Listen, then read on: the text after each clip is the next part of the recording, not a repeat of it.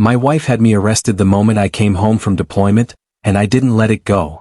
Have you ever been so utterly betrayed that the person you loved most, the one you swore forever to, called the cops on you and watched them cuff you inside your own home? I came back from deployment, still in uniform, duffel cutting into my shoulder, thinking I'd finally breathe again. One turn of the key and my front door opened to 2 officers standing in my living room. Behind them, my wife didn't run to me. She stared through me, lifted her hand and said with a voice I barely recognized, "That's him." Cold steel bit into my wrist. Click. Right there on my own welcome mat. I didn't yell. I didn't fight. I memorized everything, every single detail, because lies are loud, but the truth always leaves a trail. Tell me your state in the comments and keep listening, because the first clue was standing 3 houses down. Let me rewind to the part that matters. The moment before my life snapped. I walked out of that airport and I swear I still had sand in my boots, still had the dust of another country in my lungs. Even though the ground under me was polished tile, not desert, and the air smelled like spilled coffee and cleaning supplies. For 12 long months, my brain had been trained to look for threats. But here, people were laughing, checking baggage, scrolling phones like nothing in the world could ever go wrong. I tried to copy them. I couldn't. I kept expecting to see Megan's face in the crowd, her on her toes, that relieved smile she used to wear when she was trying not to cry. She told me she couldn't make it to the terminal, said she had something to handle and she'd be home. I believed her.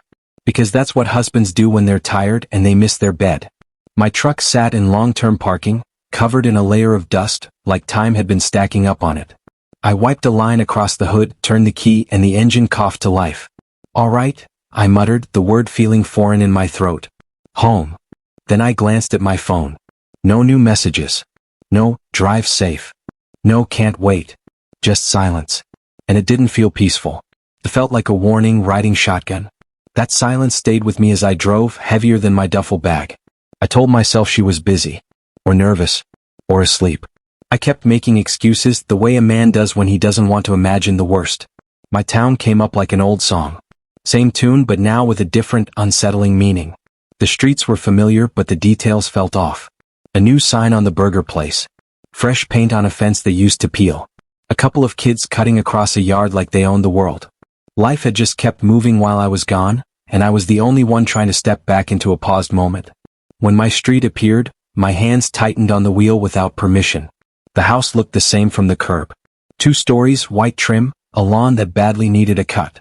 I parked, grabbed my duffel, and stood on the porch longer than I meant to, breathing deep like I could steady the universe with my lungs. 1 key.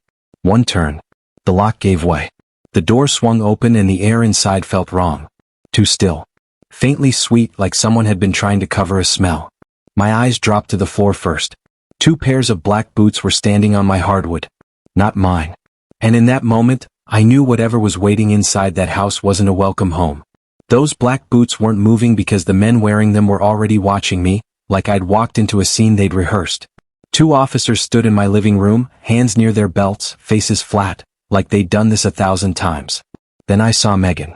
She was behind them in a silk robe, eyes red and puffy, like she'd been crying for hours. But something about it didn't feel like genuine grief. It felt arranged. She wrapped her arms around herself and spoke in that shaky voice I used to fall for. "I'm scared of you, Ethan." I actually laughed once, quiet, confused. Scared of me? I just got home. 1 officer stepped slightly between us. Megan swallowed hard, like she was reading from a script she'd memorized. "He threatened me while he was overseas. I have the text. I'm afraid of what he'll do." My stomach dropped. "What are you talking about?" "Show me." That's when I caught movement outside. Through the front window, half shadowed by the oak tree, Derek Hale stood in my yard. Still as a fence post. Watching. Like this was the payoff. And in that second, everything clicked. This wasn't panic. This was choreography. The click in my head hadn't even finished echoing when the older officer said, calm as cool weather, "Sir, turn around. Put your hands behind your back." Every muscle in me wanted to demand answers. Every part of me wanted to step past them and look Megan in the eye until the lie broke. But training has a way of taking over when the world goes sideways. You don't escalate. You assess. You survive. So I turned. The cuffs came out like they'd been waiting in his pocket for this exact moment. Cold metal. Tight bite. Click. My wrists pulled together, and suddenly I wasn't a husband coming home. I was a problem being handled. The younger officer started reading me my rights, but his voice sounded far away like a radio turned down low. Megan stood there with that practiced tremble, staring at the floor like she couldn't bear to see what she'd done. They walked me out through my own front door. The late afternoon sun hit my face, bright and normal, like the neighborhood didn't notice a man getting dismantled. Through the cruiser window I saw it. My duffel bag. Still sitting just inside the doorway where I dropped it. Home. Left behind. And I was the one being taken away. The station felt nothing like home. It was fluorescent light and stale air, disinfectant trying to cover old sweat, old fear. They walked me through a hallway that sounded too loud under my boots, then told me to empty my pockets, belt, shoelaces, phone. Like stripping a man down to the parts that can't run or fight back. Fingerprint ink smeared across my skin. A camera flashed in my face. I'd worn a uniform for a year, but in that room I was treated like the uniform meant nothing, like it made me more dangerous, not more disciplined. They sat me in an interview chair bolted to the floor, metal table cold under my forearms. A detective leaned in, pen ready. Did you threaten your wife while you were overseas? No. One word. Flat. Clean. The only truth that mattered? He asked again like repetition could rewrite reality. I didn't give him anything to twist. Just dates. Just facts. Near dawn, a different officer slid papers at me like a favor. You're free to go. Relief hit, then died when I read the line that mattered. A temporary restraining order. Freedom, yes, but on a leash. They told me to sign not because I agreed but because the system likes signatures. A signature is a corner you can be pushed into. I stared at the page, at Megan's shaky handwriting, and all I could think was how steady her finger had looked when she pointed at me. Sign it anyway, the officer said like he was talking about a parking ticket. Court date in 2 weeks. Sort it out then. 2 weeks. 2 weeks of being a stranger to my own life. When I stepped outside, the morning air should have felt good. It didn't. It felt like I'd walked out of a cage into a bigger one. And there, parked at the curb, was Mark, my brother, leaning against his truck with his arms folded, jaw tight. He didn't ask questions in front of the building. He just opened the passenger door like it was the most normal thing in the world. Halfway down the road, he finally said, "You okay?" I stared out the window. Houses, driveways, flags, normal life. No, I said. Not even close. It feels like I got shot in the back and I'm the one bleeding in public. Mark's couch wasn't uncomfortable, but it wasn't mine. And that was the point. I lay there staring at his ceiling fan, cutting slow circles through the dark, listening to the house settle and creak like it was breathing without me. Every time I started to drift, my mind snapped back to Megan's face at the doorway. Not the tears. Not the shaking voice. The moment before all that, when she looked right through me and lifted her hand like I was a stranger she wanted removed. That part was ice cold. The kind of look you give a man you've already decided to bury. I kept replaying every call from overseas, every love you, every laugh that sounded real at the time. And one question wouldn't leave me alone. Who did I marry? Or maybe worse, when did she stop being mine? Anger tried to rise, loud and useless. I pushed it down. Yelling doesn't fix paperwork. Breaking things doesn't erase a restraining order. I needed something stronger than emotion. Proof. I sat up in the dark and whispered it like a vow. I'm not going to scream. I'm going to build a case. From the hallway, Mark's voice came soft but solid. Get some sleep. Tomorrow morning we're getting you a lawyer. Morning came thin and gray. Mark handed me coffee like it was medicine. And we drove downtown without music, without small talk, just tires on pavement and that heavy quiet men use when words won't help. Frank Whitmore's office sat above a storefront that used to be something else, like half the buildings in our town. Inside it smelled like paper and old wood. Frank himself was the same. Plain, steady, no flash. He shook my hand once, firm, then sat back and said, "Start from the beginning." So I did. Deployment dates. Video calls. The drive home. The cops in my living room. Megan's texts. Derek in the yard. I expected interruption. Maybe judgment. Frank didn't give me either. He just wrote every time, every date, every name. Like he was building a map out of my mess. When I finished, he tapped his pen and looked me dead in the eye. Facts only. No feelings. Court doesn't care how bad it hurts. He told me he'd request every piece of evidence Megan used to get that restraining order. Messages. Screenshots. Statements. We fight their story with records. I nodded, then surprised myself. I want a meeting, I said. Her, me, both attorneys. I want to look at her when she repeats the lie. Frank's eyes narrowed just a touch. All right, he said. Then we do it smart. Frank didn't raise his voice when he warned me, but the way he said it made my skin tighten.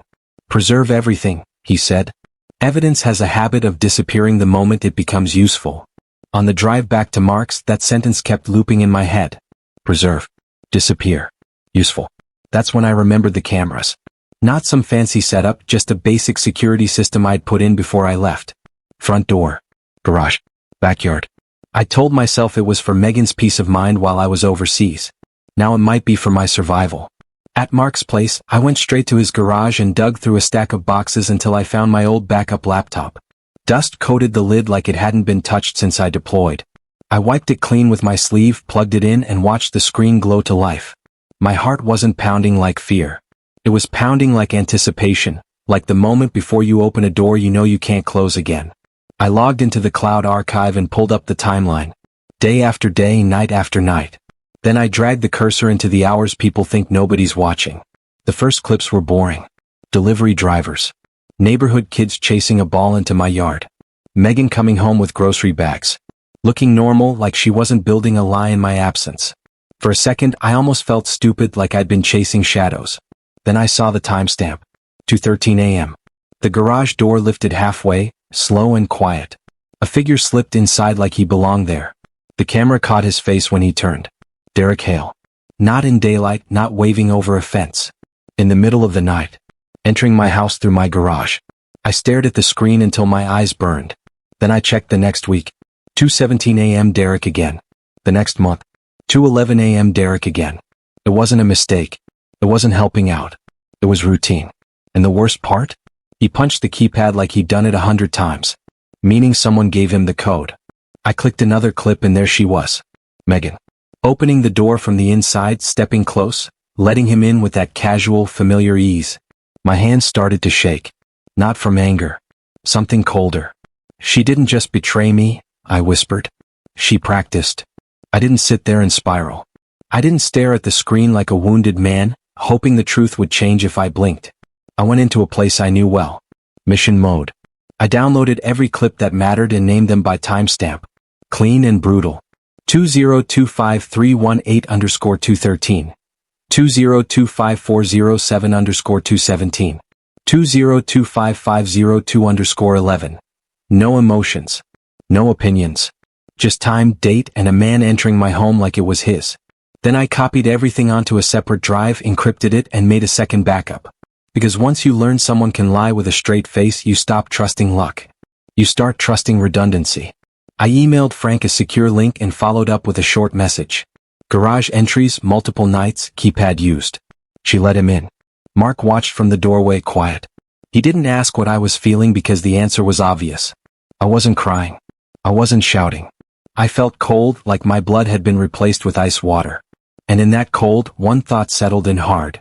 Megan could say whatever she wanted, but now she couldn't just say it. Frank called the next morning. We're meeting them at your house, he said. You'll be there with me. That's the only way I agreed to it. Hearing him say, your house, sounded strange. Because legally it was still mine, but it didn't feel like mine anymore. It felt like a place I'd been banned from, like some kind of hazard. We pulled up mid-morning. The sun was out. Birds were loud. Normal life doing what it always does. I stepped onto my own walkway and felt like I needed permission from the air. My chest tightened the closer I got to the porch. Inside, the house looked familiar in shape. Only the framed wedding photo that used to sit by the hallway was gone. The little set of keys on the hook by the door gone. Furniture shifted just enough to say, I changed things while you were away. And the smell, God, the smell. Megan's cinnamon air freshener was still there, but underneath it was something sharper. A man's cologne. Not mine. My jaw locked. I followed Frank into the kitchen and sat at the oak table we'd bought together, the table where we used to talk about someday. Now it was a courtroom with no judge, just my life laid out like evidence, waiting to be attacked. We waited at that kitchen table long enough for the silence to start feeling like a tactic. Frank checked his watch once and didn't say a word. He didn't have to. In my marriage, Megan was never late. She was making you wait. When the front door finally opened, I heard heels first. Slow. Deliberate. Megan walked in like she was showing up for an interview, not a betrayal. Cream blouse, hair neat, eyes already glossy. Behind her came Derek, close enough to be comfortable, bold enough to place a hand on her shoulder like he belonged in my house more than I did. Their attorney cleared his throat and started smooth. My client is here in good faith, but she remains fearful for her safety. Megan nodded on cue. Ethan has a temper, she said softly, like she was confessing something painful. The military. It changed him. I felt heat rise into my neck. Not rage, something uglier being measured and labeled by the person who knew me best. Derek stood there watching me, waiting for me to snap so he could say, "See." I kept my hands flat on the table. I kept my voice in my throat. I looked straight at Megan and let her talk herself deeper into the lie because the longer she acted, the cleaner my timing would be. Frank didn't rush. He let the room fill with Megan's careful little story until it sounded almost believable. Almost. Then he nodded at me once, subtle like a green light. I opened the folder in front of me and slid a single photo across the table. It stopped right in front of Megan's attorney, face up, clean, sharp, timestamp printed at the bottom. "That's Derek," I said, voice steady. "In my garage, 2:13 a.m. while I was overseas." Derek leaned forward with a half smirk like he'd practiced this too. "I was helping her out," he said. "Maintenance issues." She was alone. I didn't look at him. I kept my eyes on Megan. "At 2 in the morning?" I asked, quiet enough to be polite, sharp enough to cut. "That's when you fix a sticking garage door?" For the first time, Megan's performance faltered. Not the tears. Those stayed. But her blink rate changed fast, uneven, like her brain was searching for the next line and not finding it where she expected. Frank set down a second page, another timestamp, another entry. "There are more," he said calmly. And the air in that kitchen shifted. Not toward reconciliation. Toward consequences. Frank didn't argue with their excuses. He just kept laying facts down like weights, one after another, until the table felt heavy. He slid out a set of still frames from the street-facing camera. Derek's truck parked overnight, not once. Not a weird coincidence.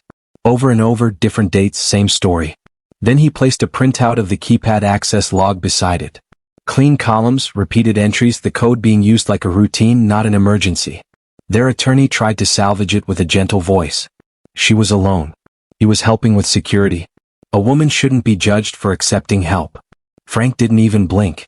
"We're not judging her fear," he said. "We're documenting trespass and a consistent pattern of unauthorized access to my client's home while he was deployed." That word pattern hit harder than any insult. Because a pattern means intent. Means planning. It means this wasn't a lonely mistake. It was a system. Megan's cheeks flushed. Her voice rose, losing its softness. "You're twisting everything. You always do that, Ethan. You make me look crazy." Derek's hand stayed on her shoulder, steady like a claim. And I realized they weren't here to explain. They were here to win. Megan stood up so fast her chair scraped the tile, sharp and ugly. "You left me for a year," she snapped, the tears suddenly gone, replaced by something raw. "You abandoned me. You don't get to come back and act like a hero and judge me." I felt my pulse thump once hard. I kept my voice low because I wouldn't give her the scene she wanted. "I deployed," I said. "I didn't abandon you."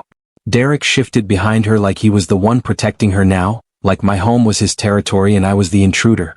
That image, him standing there in my kitchen, did something to me. It didn't make me violent. It made me clear. I looked at Megan and said it clean so nobody could pretend they misunderstood.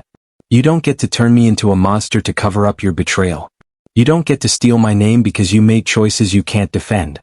For a second the room went quiet. Even their attorney stopped shuffling paper. Megan's eyes narrowed and the last bit of her mask slid back into place. She leaned in just enough for the threat to feel private. "You're going to regret this," she said. And I believed her because that wasn't anger. That was confidence. Frank walked me to the front door like he was escorting me out of a minefield. His voice stayed level but the deadline in it was sharp. "Tomorrow morning," he said. "I file the motion to dismiss the restraining order. After that, they'll know we're not bluffing." On the drive back to Mark's, Megan's last words kept replaying. "You're going to regret this." It sat in my chest like a weight. Not fear exactly, more like a countdown. I could feel the clock ticking even when the car was quiet.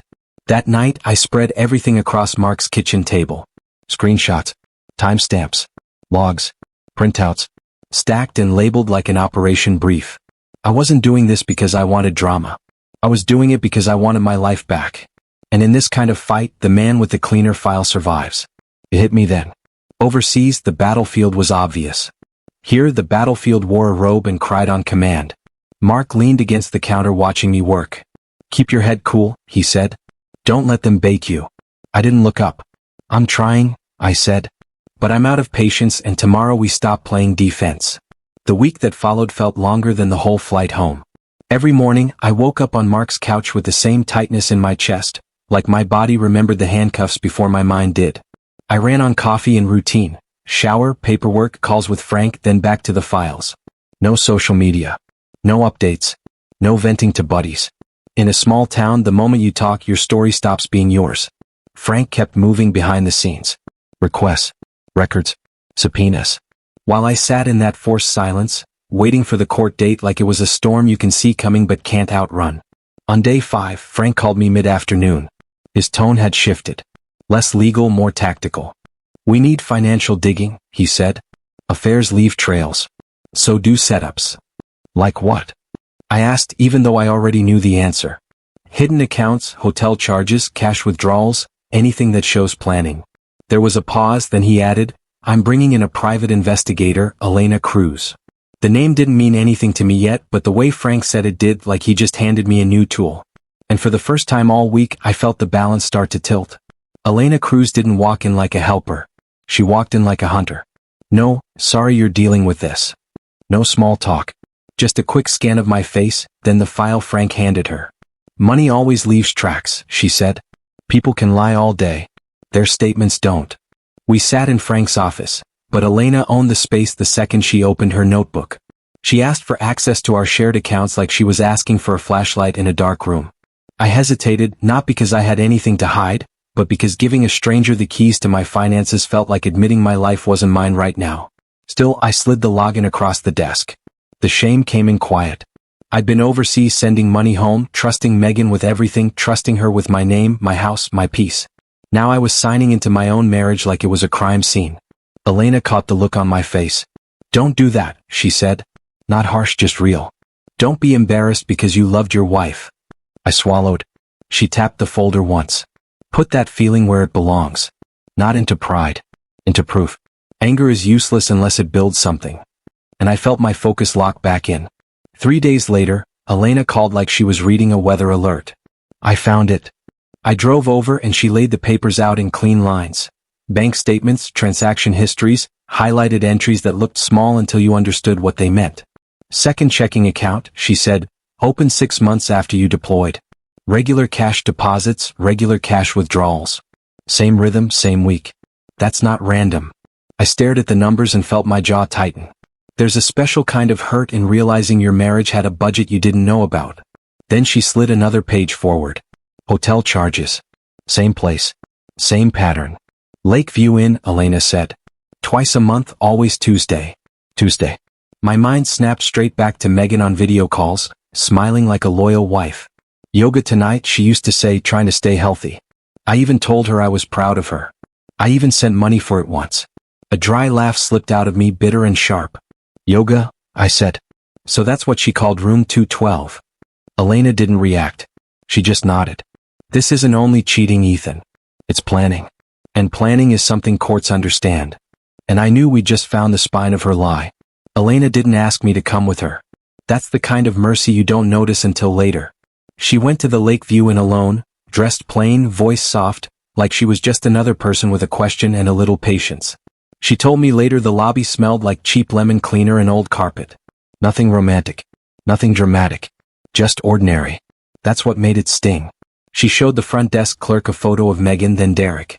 Have you seen these two? She asked, calm as a Sunday. The clerk didn't even hesitate. Oh yeah, she said. They come in all the time. Mr. and Mrs. Smith. Mr. and Mrs. Smith. Elena got the details without pushing. Same room. Same schedule. Same routine. Room 212. Tuesdays. Like they'd built a life inside a motel and called it normal. When Elena told me, I felt my chest go hollow. Not rage. Not tears. Just the quiet, devastating understanding that there was nothing left to save. Whatever I'd been hoping for died clean. Frank listened on speaker, then said almost to himself, good. That's independent confirmation. We're building a case they can't talk their way out of. That night, Elena asked one question that sounded harmless. Do you and Megan share any devices? A tablet, maybe? I almost said no. Then I remembered the old iPad we'd kept on the kitchen counter for bills, recipes, video calls. I'd shoved it into a box before I deployed and forgot about it like you forget anything that belonged to your normal life. I dug it out at Mark's place, powered it on, and watched it light up like nothing had changed. Elena's eyes stayed sharp. People delete messages, she said, tapping through menus. They forget the cloud keeps copies, drafts, backups, autosaves. A minute later, she stopped moving. Here, she said. On the screen was a draft email, never sent, but never erased. One line hit me like a punch. Make sure you're here at 6. He lands at 5. I read it again, slower, feeling cold crawl up my spine. It wasn't just cheating. It was coordination. Timing. A plan. I looked at Elena. She scripted my homecoming, I said. Elena nodded once. This, she said quietly, is your smoking gun. And suddenly, I understood why Megan had sounded so confident when she said I'd regret it. Frank moved fast once we had the tablet draft. It changed the temperature of everything.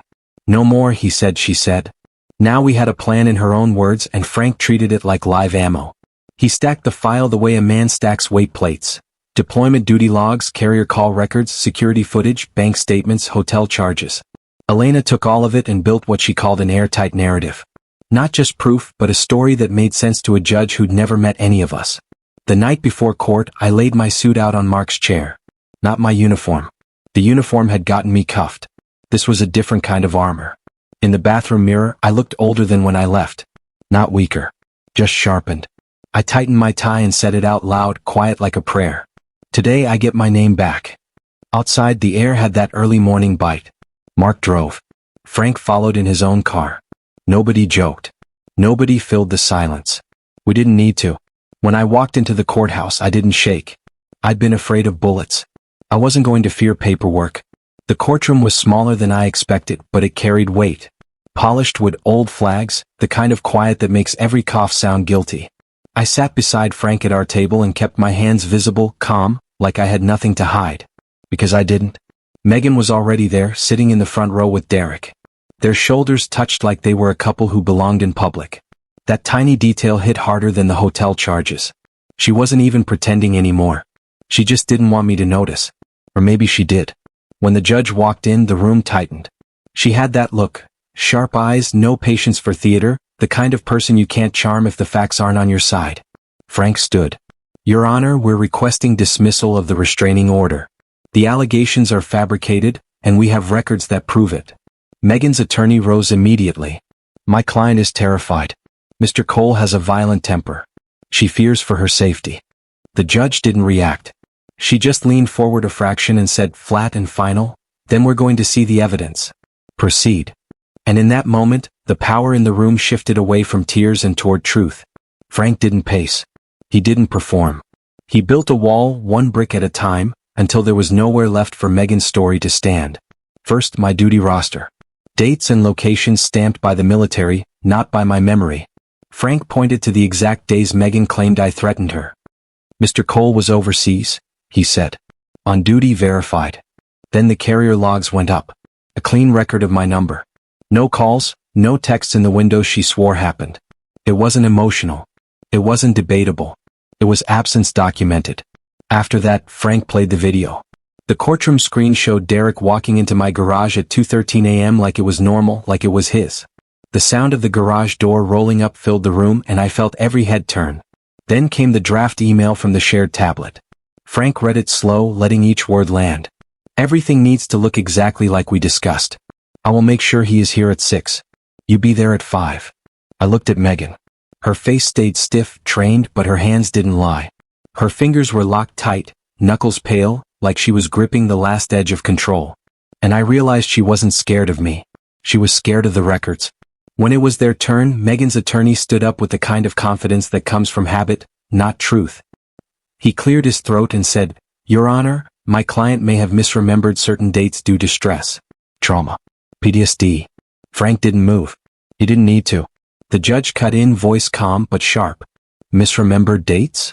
She lifted the phone log printout slightly like it weighed nothing. Then explain the logs. Explain why there are no calls during the alleged incidents. Megan's attorney opened his mouth, then closed it. Derek stared straight ahead like he'd suddenly found religion. Megan kept her eyes on the table, blinking too fast. The judge leaned back, took off her glasses, and looked at them the way a grown woman looks at a childish lie. The pause stretched just long enough for my heart to start hammering again. Then the gavel came down. One clean crack that sounded like air returning to my lungs. "Restraining order dissolved," she said. "Insufficient grounds. Lack of credible evidence." I didn't smile. I didn't celebrate. I just exhaled. Slow, deep, like a man surfacing after being held underwater. For the first time since I got home, my name wasn't a weapon in someone else's hand. Outside the courthouse, the sun felt too bright for what had just happened. Mark wrapped an arm around my shoulder and squeezed once. No words, just that simple brother language that says, "You're not alone." For a few seconds, I let myself believe it was over. I let myself enjoy the quiet relief of walking without looking over my shoulder. Elena didn't let me stay there. She stepped close and spoke low. "Men like Derek, women like Megan, they don't lose once and go home," she said. "They double down. They look for a new angle." I nodded like I understood, but part of me still wanted to be done. I wanted to just wake up and sleep in a life that didn't revolve around court dates.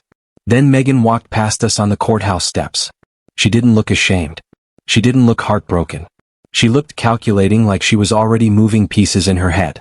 Derek glanced at me over her shoulder, a tight little smirk that said he thought he'd gotten away clean. My stomach tightened again.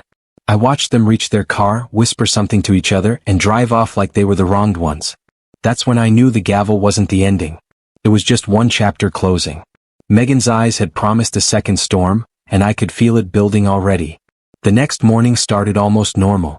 Mark was in the kitchen making coffee, the smell filling the house like a small comfort. I was halfway through my first mug when my phone lit up with Frank's name. His voice was tight. "Ethan, listen to me. Megan filed an emergency motion this morning." I sat up straight.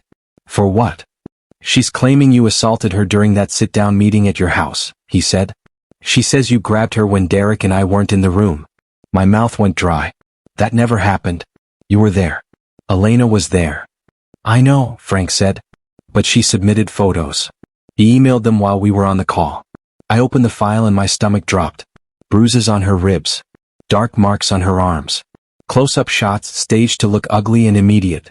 "That's impossible," I said, staring at the screen like it could be a trick of light. "She's lying." Frank didn't answer right away. He didn't have to. The silence told me what he was thinking. Photos make judges nervous, even fake ones. Then the doorbell rang, cheerful, upbeat like a joke. I walked to the peephole and felt the blood leave my face. A sheriff's deputy stood on the porch, hand resting on his belt, waiting like he had all day. And just like that, the truth didn't matter anymore. Only the accusation did. I didn't make the deputy force his way in. I opened the door myself, slow and steady, like my hands belonged to a man with nothing to hide. "I'm calling my attorney," I said, keeping my voice flat. Not rude. Not scared. Just facts. He nodded like he'd heard it 100 times. I grabbed my phone, texted Frank one line, "They're here again," then stepped onto the porch. Mark hovered behind me, jaw clenched, the kind of helpless anger only family carries. I walked to the cruiser without arguing, without putting on a show. That's what Megan wanted, a scene she could sell later. I wasn't giving her one. Inside the car, the vinyl seat stuck to the back of my shirt. The radio crackled with codes I didn't recognize. Street signs slid past like déjà vu. It felt like I was rewinding my life to the first arrest, like none of my truth had mattered. That's when I understood the real point of this move. It wasn't just to scare me. It was to grind me down until I snapped. Until I said one dumb sentence they could frame. I stared out the window and repeated it like a prayer. "Stay frosty. Don't give them what they need." At the station, they didn't toss me in a cell this time. They put me in a bright little room that smelled like cleaner and old coffee. Polite. Procedural. Almost humane. That's how they do it when they want you to relax and slip up. An officer set up a camera and told me to hold out my hands.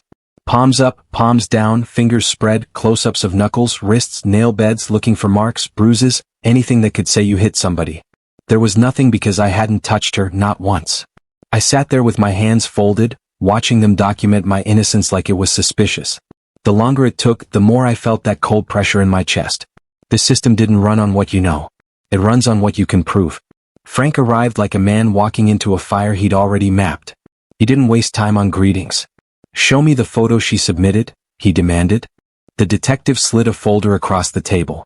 Frank flipped through it fast. I watched his eyes narrow. The bruises looked real, but something about them felt wrong. Too clean. Too placed. like they were meant to be seen. Frank leaned in close and spoke under his breath. "We're not just fighting her story now," he said. "We're finding the flaw in these pictures. They let me go before dinner. No charges yet, but the damage was done anyway." Frank met me in the lobby and handed me the updated paperwork like it was a new set of cuffs. "Temporary restraining order is back in place," he said, "until we knock this down." I walked out of that building feeling smaller than when I'd walked in. Not because I believed Megan, but because I knew how quickly a lie becomes procedure. How fast a photo can outrun the truth. Mark drove me home in silence. I sat in the passenger seat, staring at my hands like they belonged to someone else. I'd come home from a war zone expecting relief. Instead, I was learning a different kind of exhaustion, the kind that comes from being accused and having no place to put your name down and rest. Back at Mark's, I dropped onto the couch and finally said what had been sitting in my throat all day. "Over there," I murmured. I always knew who the enemy was. Mark didn't hesitate. "At home," he said, "the enemy wears a mask." My phone buzzed. Elena's name. Her voice came through crisp and focused. "I'm going over the photos now," she said. "And Ethan? Something's off." For the first time since the deputy rang the bell, a thin line of hope slipped back in. Elena put the call on speaker so Frank could hear too. You could tell she'd been staring at those bruises for a while. The way her voice got quieter when she was certain. "These marks," she said, "they don't look like a grab. A grab leaves uneven pressure, finger spacing, thumb placement, bruising that wraps. This looks more like someone pressed into a hard edge. A door frame. A countertop corner. Something straight." I felt heat flood my face, not relief. Anger. A cold, clean anger that finally had a target. "So she staged it," I said, and my voice sounded unfamiliar even to me. "There's more," Elena continued. I pulled the metadata. The photos were taken yesterday morning, but her affidavit claims the bruises showed up right after your meeting, 3 days ago. She paused. "Bruises change. Color shifts. These don't match that timeline." Mark let out a low breath like a growl. Frank didn't react the way most people do. He got calmer. "That's our crack," he said. "That's how we turn this around." I clenched my jaw so hard my teeth ached. "She's still lying," I said almost to myself. "Even after court." Frank's voice stayed level, but it hit like a command. "Good," he said. "Because now we stop defending." "Now we're not defending a lie," Frank said. "We're exposing a crime." And suddenly the whole case shifted from me surviving her story to her surviving the truth. Frank moved like a man who'd finally found the weak point in a door. That same afternoon he filed for an independent medical exam and demanded the original devices used to take Megan's photos. Phone, cloud account, everything. "If she's lying," he told me, "the truth is sitting in the data. We just have to force it into the light." Elena went deeper. Not just bank statements and emails now. Full cloud backup, hidden folders, anything most people forget exists. The kind of digging that feels less like detective work and more like archaeology. Every click was a shovel. I sat by Mark's window and watched rain slide down the glass in long, crooked lines. The street outside looked peaceful. Lawns, mailboxes, warm porch lights. Yet I felt haunted. Like any second, another lie could knock on the door and drag me back into that station. My phone buzzed.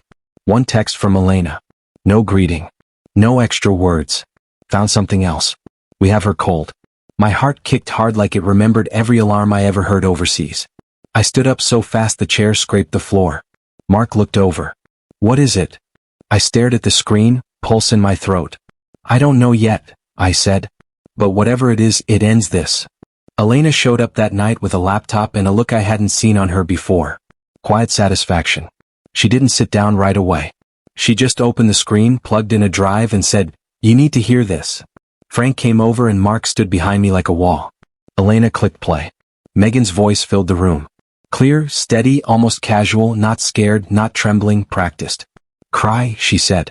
"Say you're afraid. Keep it simple. Have the photos ready. If they ask questions, just repeat, 'You're scared.' That's it." My stomach turned. The words weren't emotional. They were instructions. Like she was walking someone through a recipe. Then Megan continued, laying it out step by step. Timing. What to say. When to show bruises. How to frame me as unstable because of the military. Hearing my life reduced to a script made my skin crawl. I felt cold spread up the back of my neck like I'd been standing in a dark room too long. I paused the audio and stared at Elena. "This is real." Elena nodded. "Pulled from the backup, original metadata intact." Frank's face didn't change, but his eyes hardened. That's not evidence, Frank said quietly. That's her voice killing her own story. He closed the laptop gently like it was dangerous. We're taking this into mediation, he said. And we're going to make them fall apart with their own words. Mediation was set for the following week. Same courthouse complex, different room, different rules. It wasn't a trial, but it felt like one of those back rooms where men decide whether you get your life back or keep bleeding out on paperwork. Frank called it their chosen stage. Megan wanted a setting where she could cry and posture without a jury staring through it. We got there early. Fluorescent lights. Cheap coffee smell. A long table with water pitchers nobody touched. I sat with my hands folded, steady, and listened to the hum of the air vent like it was counting down. Megan arrived 5 minutes late again. She wore pale colors, hair soft, face carefully tired. Derek walked in beside her like a man who thought the worst was over. He gave me a quick look that said, "You couldn't even keep your own house." The mediator, a retired judge type, cleared his throat. "This is not a trial," he said. "But statements made here can be recorded and referenced." Frank didn't look at them. He looked at me. "No heat," he said quietly. "Let them hang themselves." I nodded once. "I'm not here to argue," I said. "I'm here to end it." And the room went still right before the storm. Frank opened like he always did. No drama. No speeches. He slid the evidence across the table in a clean sequence.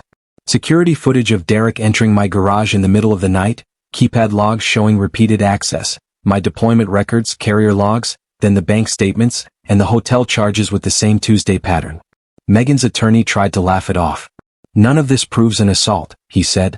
"It proves nothing about fear." Frank didn't flinch. "It proves motive," he replied. "It proves deception, and it proves a coordinated narrative." Elena leaned in and placed her report down like a blade. "The bruising pattern is inconsistent with a grab," she said. "And the photo metadata doesn't match the claim timeline. These were taken later." Megan's mouth opened, then closed. Her eyes flicked to Derek, then to the mediator like she was searching for an exit that wasn't there. Her voice came out thin. "That's not..."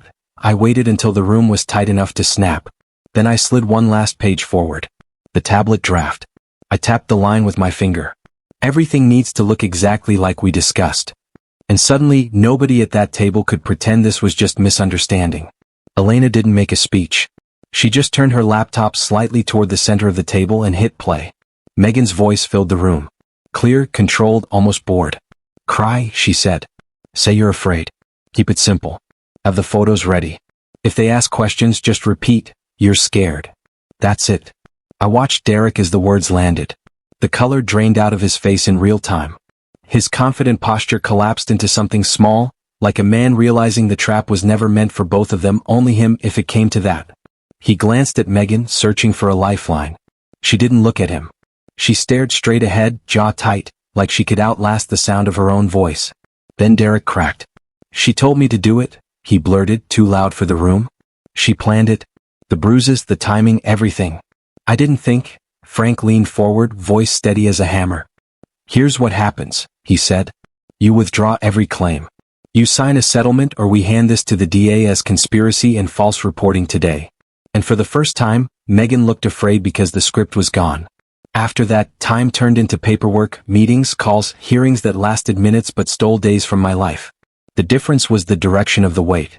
Before everything pressed on my chest, now it pressed on theirs. Megan signed what she had to sign. Fees, restitution, the kind of numbers that don't feel real until they hit your account. She moved out quietly, using the side door of her own choices. I didn't watch to feel good. I watched to believe it. Derek lost more than he expected. In a town like ours, people don't forget the guy who helped frame a deployed soldier. He stopped showing up at the places he used to own, barbecues, hardware store, Saturday morning coffee, because the looks were louder than words. When I finally got my house back, I changed every lock. Front, back, garage. I repainted the porch like I was sealing a wound. Each brush stroke felt like oxygen. One night, I found the old welcome home mat Megan had picked out years ago. I carried it to the fire pit, lit a match, and watched the letters curl and blacken. No ceremony, just an ending that needed to happen. I used to think the scariest thing a man could face was overseas. Dust in your teeth, adrenaline in your veins, waiting for something you can't see. But I learned there's something colder than that. Having your good name taken from you in your own living room by the person who once knew how you took your coffee. I didn't win because I was louder. I didn't win because I got mean. I won because I stopped begging to be understood and started fighting to be proven. That's the difference. Revenge is noise. Reclamation is quiet work. Records, timestamps, a clean timeline that no tears can erase. If there's one lesson I'll carry longer than any deployment, it's this. When someone tries to bend the truth with emotion, don't explode. Don't prove your innocence with anger. Build your file. Keep your head. Let the facts do the damage. Because justice doesn't shout. It doesn't flex. It stays. If this story hit you, tell me what state you're listening from and subscribe. I've got more stories where the truth wins, but only after it gets dragged through the mud first.